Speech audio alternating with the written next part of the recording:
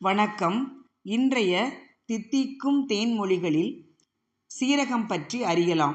நாம் அன்றாடம் சமையலில் பயன்படுத்தும் சீரகம் நம் உடலுக்கு நல்ல அருமருந்தாகும்.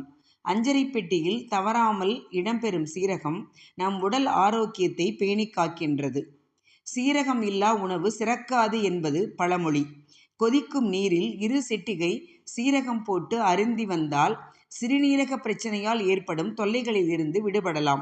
மேலும் கர்ப்பிணி பெண்கள் இடுப்பு வலி வந்து மருத்துவமனைக்கு செல்வதற்கு சில மணி நேரங்கள் முன்பு தாய் கர்ப்பிணி பெண்களுக்கு சீரகத்தை வறுத்து கொதிக்க வைத்து அந்த நீரை இருத்து கொடுத்துதான் மருத்துவமனைக்கு அழைத்து செல்வார்கள். அப்படி செய்யும் பொழுது அவர்களுடைய பிரசவம் மிகவும் எளிதாகும்.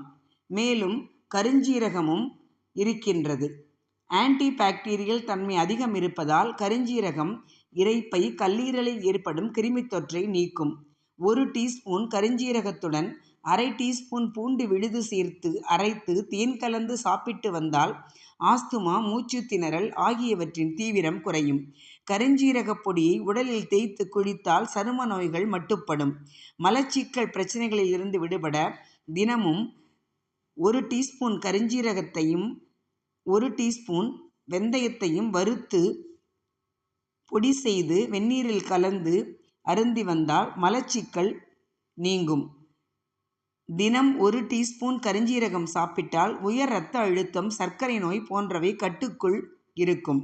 கருஞ்சீரகத்துடன் ஓமம், சுக்கு, திப்பிலி, மாவிலங்கப்பட்டையை சம அளவு சேர்த்து இடித்து நீர் விட்டு கொதிக்க வைத்து கஷாயமாக்கி தினமும் 25 மில்லி வீதம் குடித்தால் மாதவிடாய் கோளாறு பெண்களுக்கு நீங்கும். பொரியல், ரசம் என அன்றாட சமையலில் கருஞ்சீரகத்தை சேர்த்து வந்தால் உணவும் மருந்தாகும். அதனால் சீரகம், கருஞ்சீரகம் இரண்டையும் நாம் உணவில் தவறாமல் சேர்த்து உடல் ஆரோக்கியம் காப்போம். உடல் நலத்தோடு வாழ்வோம். நன்றி, வணக்கம்.